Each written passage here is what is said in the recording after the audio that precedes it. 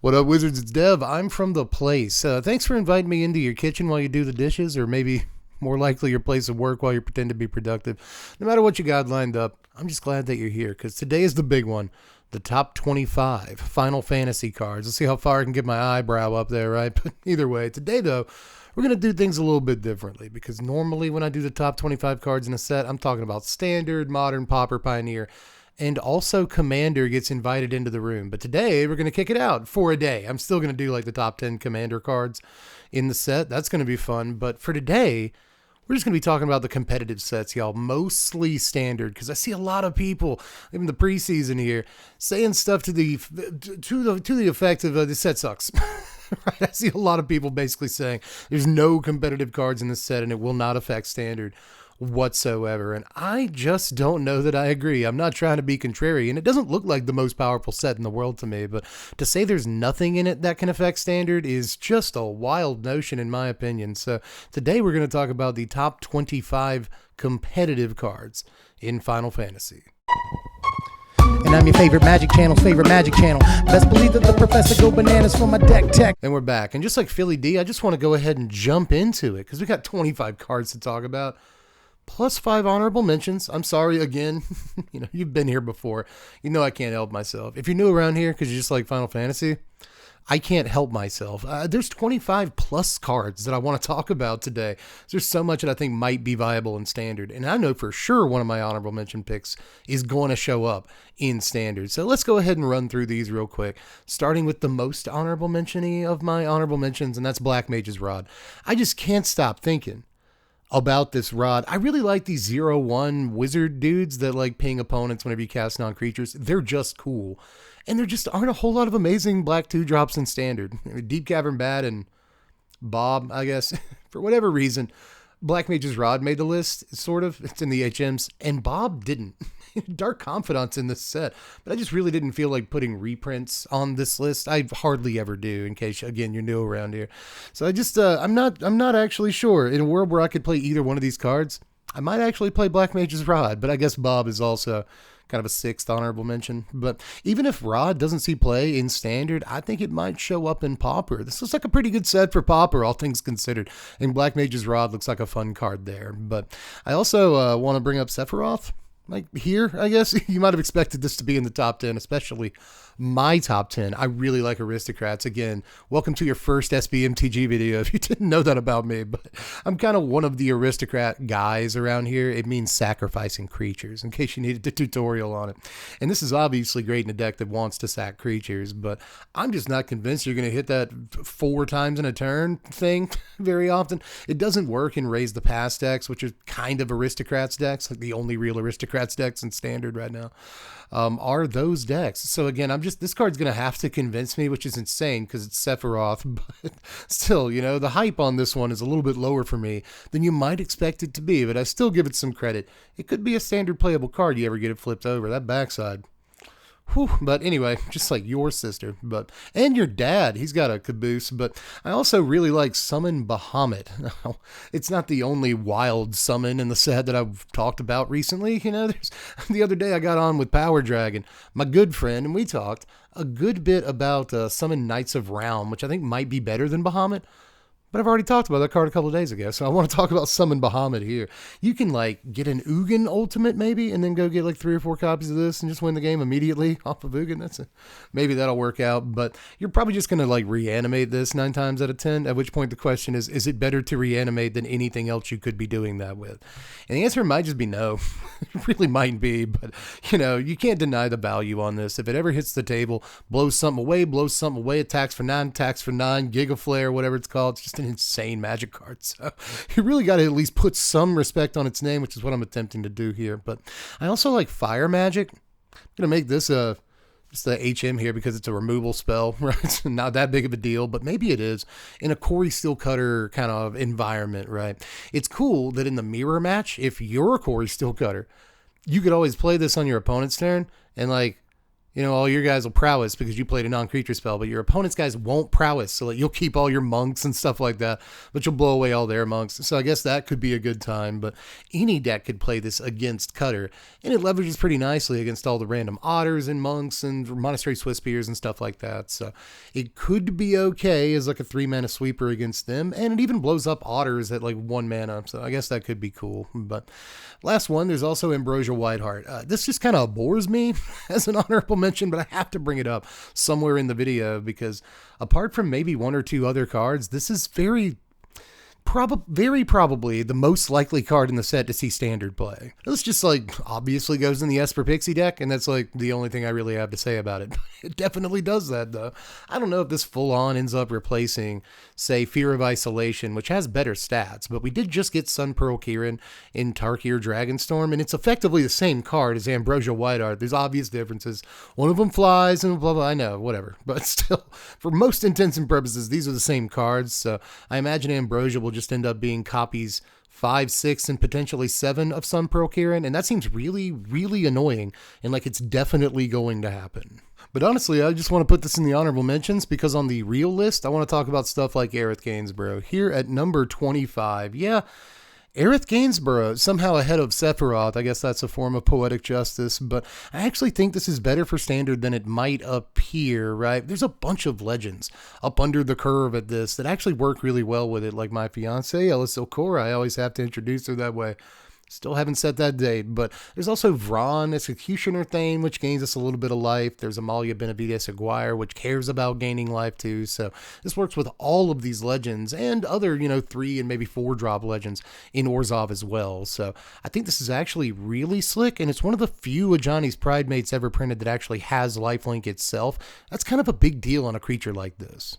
But my number 24 is Wandering Minstrel, that guy at the party with a guitar. I've been that guy. Don't be that guy. Nobody likes it, but what I do like is a 2-mana guy with a ridiculous line of text. Note that he has a lot of lines of text on him. The second line, it gives you Chocobo when you got some towns. Who cares? I don't really. I mean, it might be good. I don't know. But the last line of text is like 8 mana. It's like Wooburg to do some stuff. I haven't really read it, but what I do know is that the first line makes all your lands come into play untapped, which is broken. Potentially actually broken, seriously. Potentially even all the way back to modern. I'm not actually sure. I got that take from the internet, but the internet's never been wrong before, so probably. But I know that in standard, this is going to make all your surveil duels come into play untapped, and that's actually kind of a big deal, starting as early as turn 3.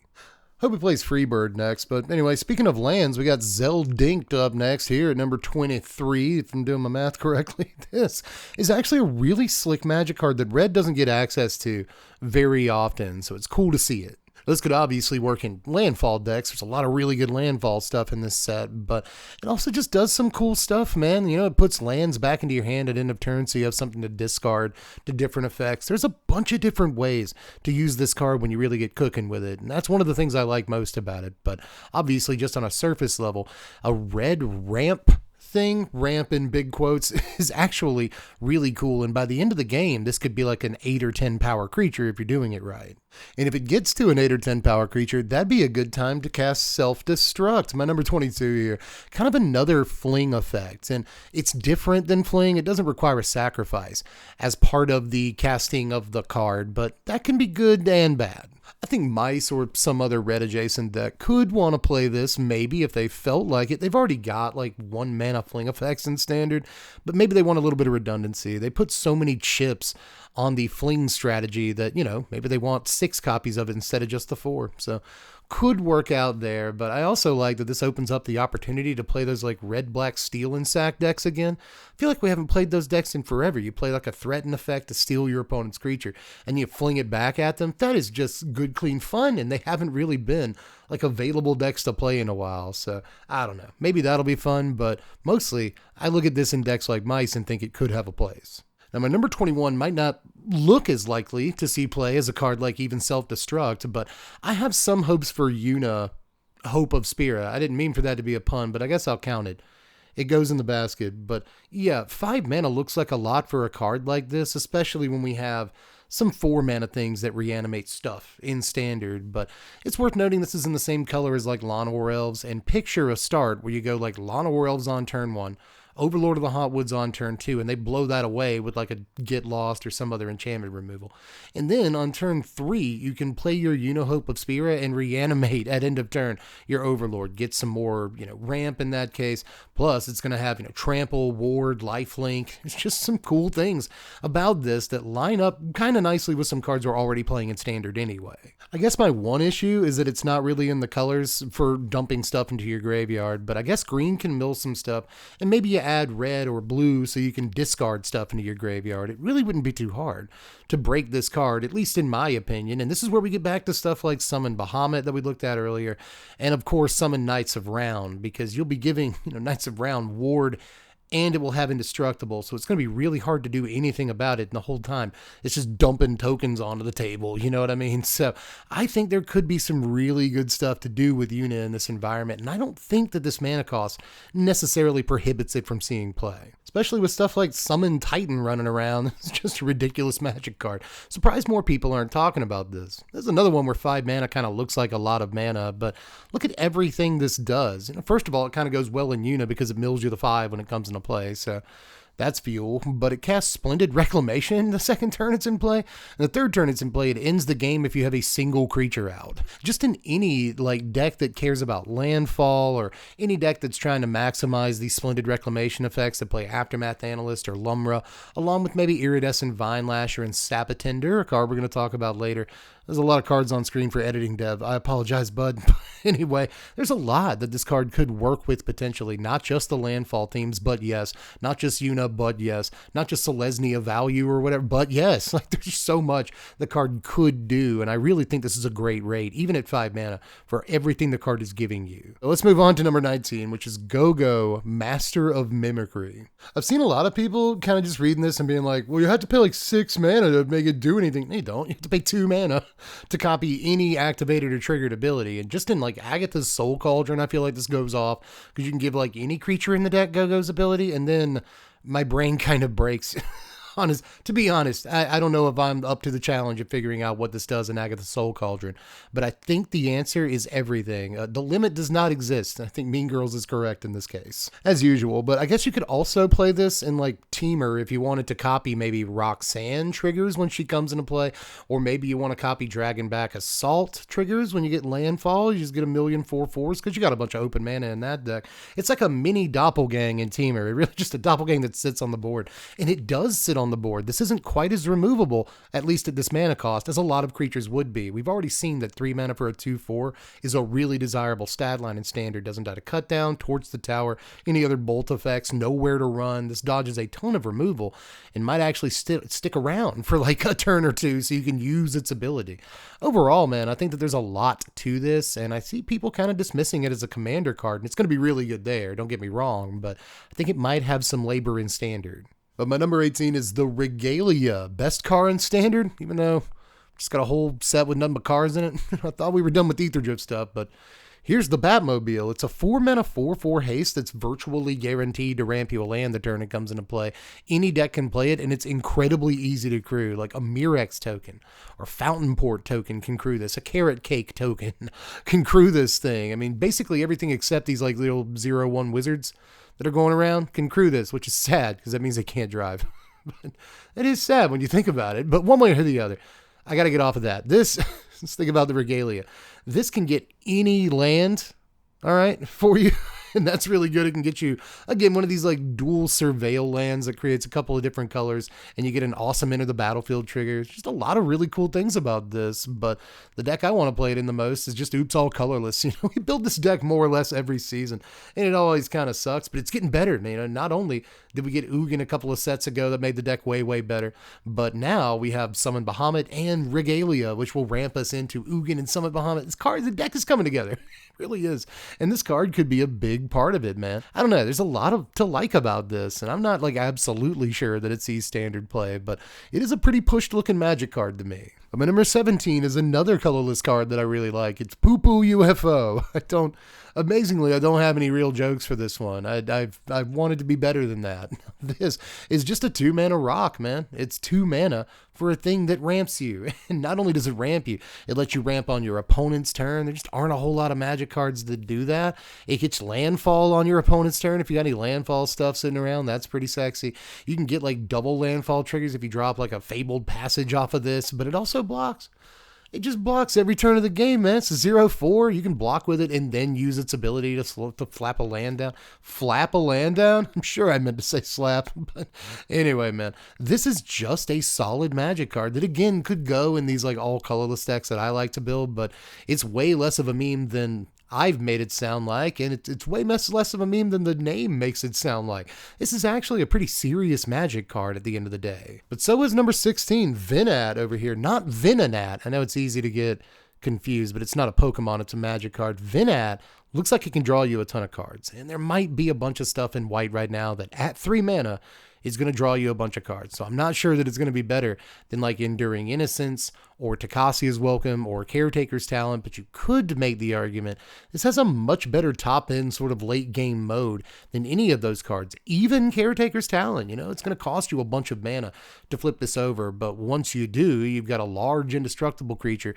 that makes other creatures indestructible and makes them bigger every single turn, which is some real inevitability. It's the kind of mid-game engine that, you know, or late-game engine really, that these mono-white decks and these white X decks in mid-range really tend to like. So again, I kind of like the top end on this a good bit, and there are plenty of things that you could put in your deck to trigger the card draw effects off of this. So again, not just a commander card. I think this could actually see some play in standard. But number 15 is where we take a real step up, not only in my confidence in these cards, but hopefully in your confidence in my ability to do a video like this. Number 15 is Sabatender over here. Another card that I could use the Pauper argument for. Even if it doesn't see play in standard, Pauper just does not see a lot of cards that can do something like this at this efficient of a cost. Only 2 mana is a steal for this. You know, Iridescent Vine Lasher may cost 1 mana, but it's a rare. You know, so when we get to standard, we can play both of those cards in the same deck and play them on curve with one another in 2 different ways, right? We can go Vine Lasher into this, or we can go this into Offspring to Vine Lasher, or we can just do all those things, which would be insane. So there's just so much to like about a little dude like this, you know. Earlier, I argued redundancy on Self-Destruct, and I'm not sure that certain decks would want redundant fling effects, but all those decks that play Vine Lasher definitely want a redundant effect with Vine Lasher. So all 4 copies of this are going to go into some sort of Jund landfall. And, you know, we've already looked at Titan earlier. Not sure he makes the cut, but in those decks, you're going to want a Splendid Reclamation effect. So whether it's Titan or Lumra or Aftermath Analyst or all of them, I'm not actually sure, could be, right? Something is going to make it to where with your Sabatenders and your Iridescent Vine Lashers on the table, you can just hit a Splendid Reclamation effect and suddenly deal 12 to the opponent. And Sabatender makes that a lot more likely than it was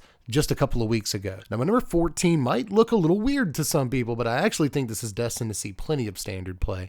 It's Zackfar over here. Just a 1-drop that allows you to protect your most important creatures. It might not be as good as, say, a Selfless Savior, but Selfless Savior is not in standard, and this is just one of the better effects that we do have in standard like this. But apart from being able to save certain creatures, and there's one in particular that I think he's sort of meant to save, both in terms of flavor and in terms of function, I think that he's really good with like the number 2 card on the list. We'll get there when we get there, but there are plenty of options for Zackfar to save. And when he does so, stuff gets his counters. Even if he only has the 1 counter on him, I guess that's fine, right? But, you know, if he's got any more than that, then suddenly he gets really good considering he's just a 1-drop creature. You didn't have to invest too much in the first place. He's also a soldier. That might matter because there is kind of a blue-white soldiers deck right now. There's just kind of a lot to this guy. I think people aren't talking about him enough. Good card. Number 13 on the list is Terra Magical Adept. Yeah, you'll note that if you're a fan of the channel, you've already seen me call this card overrated when I was talking to Power Dragon a couple of days ago, but this is the perfect example that overrated does not mean bad. Now, this is one of those cards where the back is cracked like chiropract, but honestly the front half is what I dig the most about this. It's a 3-mana 4-power creature that might die to some removal, you know, it dies to Burst Lightning and stuff like that.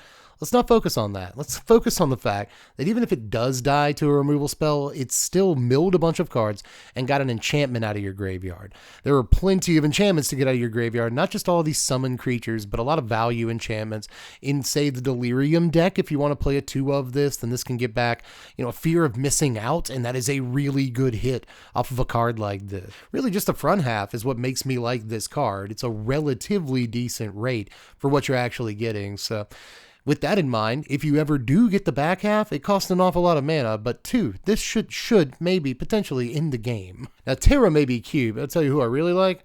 Her dad. Her dad is hot, y'all. This is Esper Origins over here. Another card that I see a lot of people kind of underrating or just flat out calling bad, and I'm just not sure that I agree in this case. It costs 2 mana on the front half. You get Surveil 2, you gain 2 life. So the 2 life, I think, is actually a huge part of this card because it'll help you play it through aggro assaults. I mean, when you really tally the entire value on this up, when you play it out of your yard, you're paying 4 mana for a 4/4 that basically says Surveil 2, gain 2 life, definitely draw a card because you're a smart person. And when you Surveilled 2, you left a permanent on top of your library. You did that, right? So definitely draw a card and then ramp 2 and then overrun effect that probably ends the game. And have we really progressed to the point where that's not enough? Look at everything this card actually does for 4 mana, and all you have to do is get it in your graveyard somehow. You can even cast it if you feel like it. That's not like that's terrible. So again, there's just so much to like on this card, and I want to put it in my top 10. I want to put it in my top 5, but honestly, I'm questioning my own judgment a little bit because it seems like everybody else that's on YouTube is calling the card bad, and I'm just not sure I'm there. I think there really is something to this thing. We might be seeing it. But let's get really serious with the honorable mention for the top 10 here. It's Chocobo stuff. Can you say Chocobo stuff in a serious voice, like with a straight face? I think it's actually really tough to do that. But yeah, I think the Chocobo stuff in this set is actually nuts, dude. Like, I don't know that Birds is real on day 1, but this set definitely gave us enough. Just side quest Raise a Chocobo might actually be the best of the new Birds cards. It really might. You can like bounce this back to your hand, play it again, get more Chocobos and stuff. It shouldn't be too hard to get 4 birds. I think it's more likely you control 4 birds than you get 4 death triggers off Sephiroth. I don't know. We'll see. But there's all kinds of stuff in here. There's obviously Saz's Chocobo, which is really, really good if you get it on turn 1. But if you're doing a little bit of ramping, you can get it on turn 2 or 3, and you might still be fine in your aggro deck. But there's also Bartz and Boko, dude. Like, this card looks wild to me. It just comes down and blows something up. It seems good on your 4-power guy, but even Choco itself looks like a good magic card to me. It gets you a bunch of like landfall triggers whenever a bunch of birds attack. Like, there's actually some wild bird stuff in this set, but there's some good bird stuff in standard already, right? We've got like Mockingbird, which can copy any of these Chocobos. That seems kind of neat. Wandering Chocobo, that was the one I meant. There's still more bird stuff in this set. Wandering Chocobo looks good for repeating like landfall triggers and stuff, but yeah, man, we got like the 3/3 Aven Interrupter. That's the name of the thing. It's a 3 mana 2/2 that can like sort of counter spells and just plots them and stuff. We got some decent 1-drop birds. We got Empyrean Eagle out of Foundations, which gives all of our birds an anthem. Like, there's so much we could do with birds that I kind of can't wait to get in there and brew the deck up. I'm not sure any of those birds make the cut, but there are enough new bird cards in this set that we might see 1 or 2. But I got through that entire thing without saying like bird brained or early bird catches the worm or 2 birds with 1 stone, or like I've completely resisted all of those puns. Give me some sort of medal. We're in the top 10 here, and number 10 is a card that was going to be on my sleepers list, and then I realized like everyone's talking about it. It's Nibelheim of Flame over here. This is the kind of card that makes Gruul Monsters a deck just like all by itself. If I go like turn 3 Pugnacious Hammerskull into this, I'm blowing up on my opponent's little Corey Steel Cutter tokens or whatever. It really doesn't matter. And then later in the game, I can just cast it again. Draw a bunch of cards. I probably don't have too many left in my hand at that point. So a sweeper that you can cast twice and also draws cards on the second one is why is that? What I was going to say, why is that not a card more people are talking about? But again, everyone's kind of beating me to this. I think we all realize that Nibelheim of Flame is a very real card. Not to mention it's really good with like lifelink and death touch creatures for pretty obvious reasons. Even if you just choose like a 1/1 death touch, dude, you just blow away your opponent's whole team. So that could be fun. That said, my number 9 is another sweeper. It's just Ultima. I mean, I feel like this has to be on the list somewhere, and I do think it's powerful enough to be in the top 10, man. Not only is this just destroy all the creatures, but it's also destroy all the Quarry Steel Cutters if you can get to it. I think that definitely makes a big difference, but it can blow up a lot, like job select artifacts and stuff like that. It just completely nerfs the Simulacrum Synthesizer deck, and it also does some work against any sort of sacrifice decks because it nerfs death triggers as well, which I hate. I was really hoping that maybe after Sunfall rotated in like a month or two, it's not going to be too long. Sunfall is going to rotate like early August, and then maybe we could play some Aristocrats, buddy. Even though we lose like Elisol Core, we still have a bunch of different Blood Artist things. Maybe we can make it work. Sunfall's gone. Ding dong, the witch is dead. But nope, Ultima stops death triggers because the turn ends. I hate it. Thanks. But I still have to acknowledge it's a really good Magic card, so here it is. As far as number 8 goes, let's talk about equipment stuff. I'm cheating again. I did this with the Chocobos, but I think equipment might actually be very real and standard, especially considering stuff like Cloud. Obviously, I should say, Cloud would just be on the list if I didn't have an equipment stuff place, and I'm not sure most of this other stuff would be, to be honest. So if you just want to pretend this entry is Cloud, you can, but there's other stuff like Robon that I don't think people are talking about enough. This is like the best way to equip stuff for free in standard, and that's going to matter with things like the Buster Sword, for instance. If you can get this equipped for free, it suddenly becomes a much, much better equipment because it's actually a pretty good freaking equipment. But all the way down to stuff like Freya Crescent, a sort of Llanowar Elves for equipment stacks that takes equipment pretty well because it flies during your turn. And I'll even give a shout out to like Coral Sword. I think the ability to play this at instant speed and make like your Aldebert Steiner, get a little bit larger with the lifelink, and now it's got first strike and all that. Honestly, I think that Coral Sword is halfway decent, but we already have like the Umezawa's Jete knockoff, Lost Jete in standard. We have, Dire Flail or something like that for 1 red mana. We have decent equipments in standard right now. And, we're getting a lot of really good stuff in this set. I haven't even mentioned Furion yet. Furion or whatever his name is. He's great too. So there's just so much good red-white equipment stuff in this set that it might finally be a standard deck.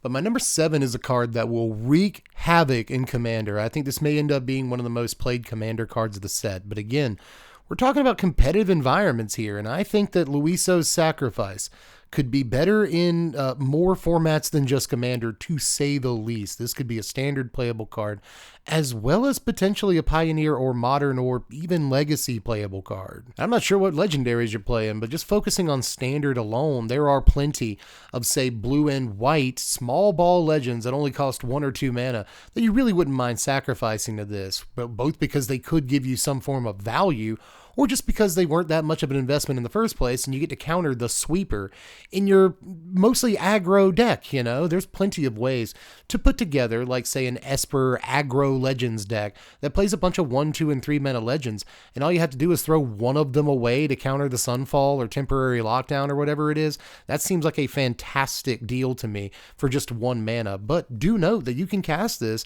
dry. You don't have to sacrifice the thing if you got the mana open, and 3 mana to counter not only a non-creature spell, which is probably what you're going to use it on a lot of the time, but say a Planeswalker ability, or, a triggered ability of some kind. There's a lot of those, and we know that because people still to this day play Tishana's Tidebinder.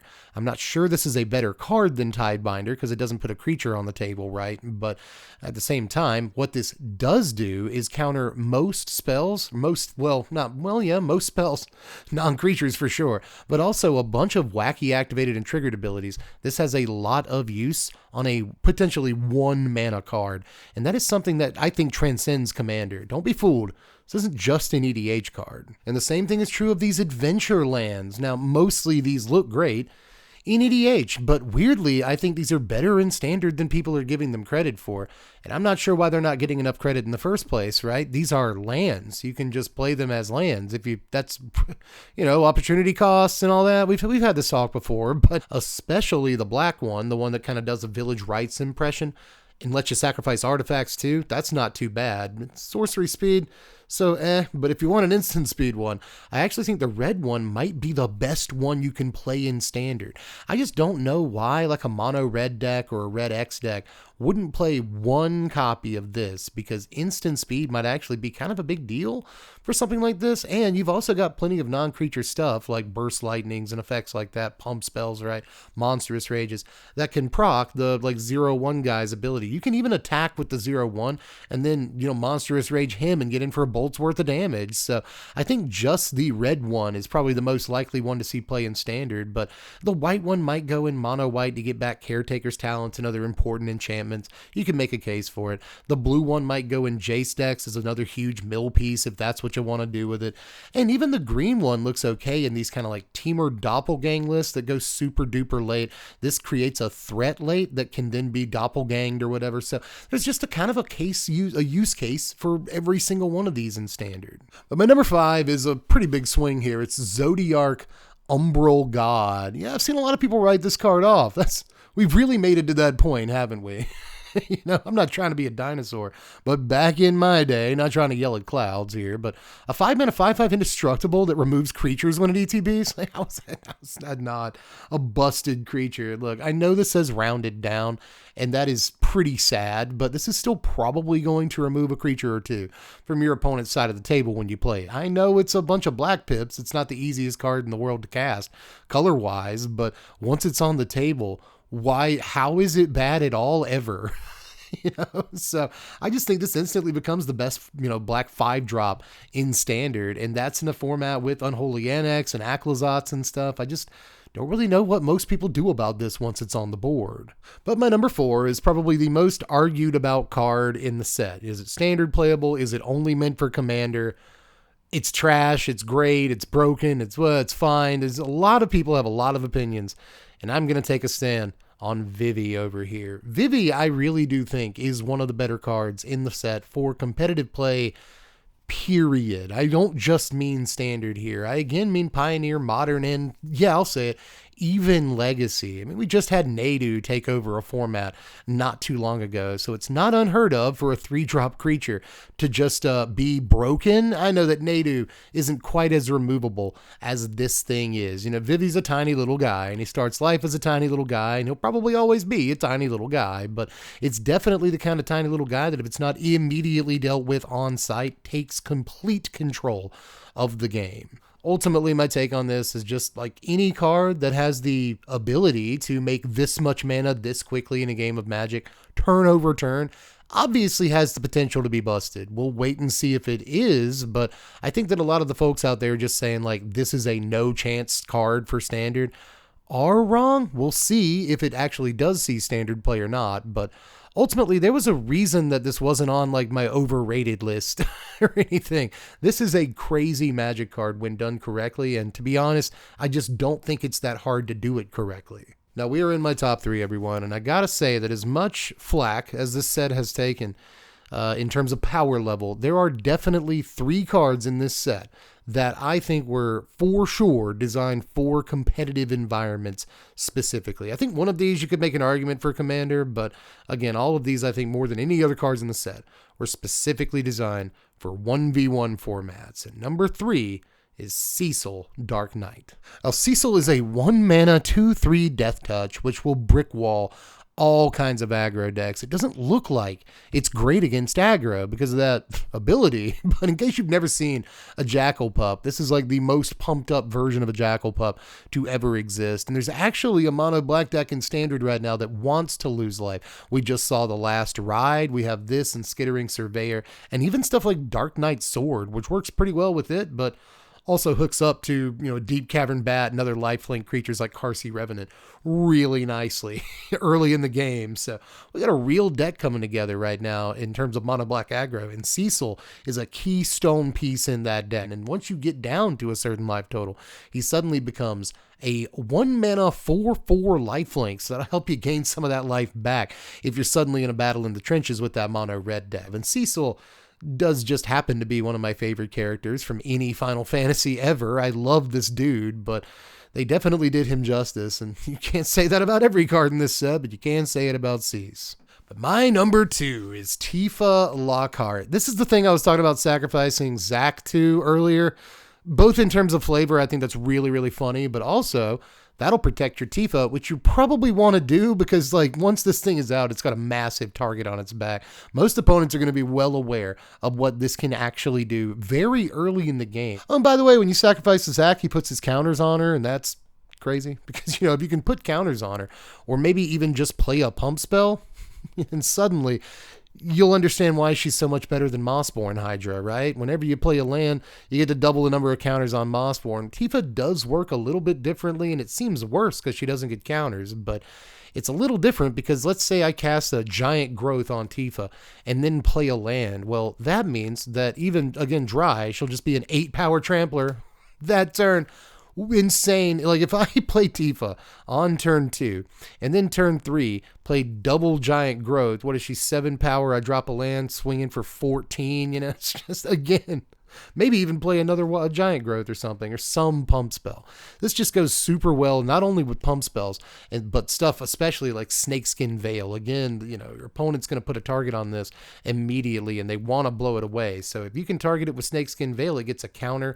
That's going to help its landfall ability, and you'll also be able to, of course, counter whatever they're trying to kill it with. I think that's going to be really important. Protecting Tifa is going to be super important in this environment, but I do think this is a super standard playable card.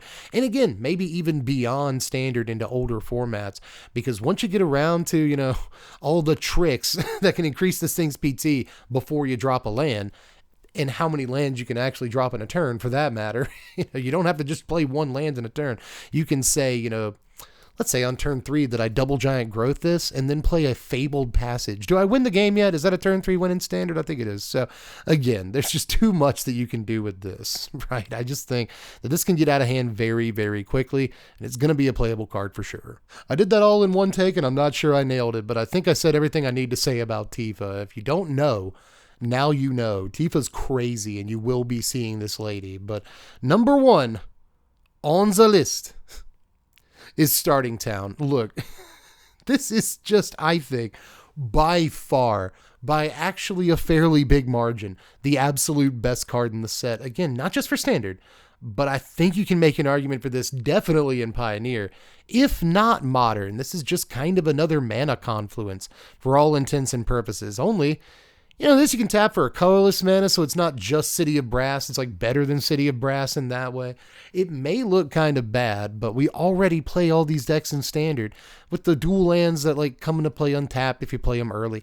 This is basically exactly the same, but it makes any color of mana, which makes all these like 3-color aggro decks we've been Magic Christmas landing for the last 10 months an actual reality. And not only that, but I think this plays fine outside of just 3 and 4 color aggro decks, right? Mid-range decks and even control decks that want to play a bunch of colors can play a card like this to great effect. It might end up doing a couple of damage to you, and yeah, we're in a kind of fast format right now, at least theoretically, but I don't think that stops Starting Town from being just about the best card in the set for nearly any format, really. But ooh wee, that is it. Wizards, Warriors, and Red Mages. That is all we've got for this one, but let me know how you felt about it. If there's anything that I haven't mentioned, it might be on the sleepers list, so maybe check that first. There's some good stuff over there, but let me know if there's even more stuff that maybe I didn't get to that could be playable in standard here, because honestly, I kind of left off a couple of cards. I could have made this a top 33, I think, if I wanted to, but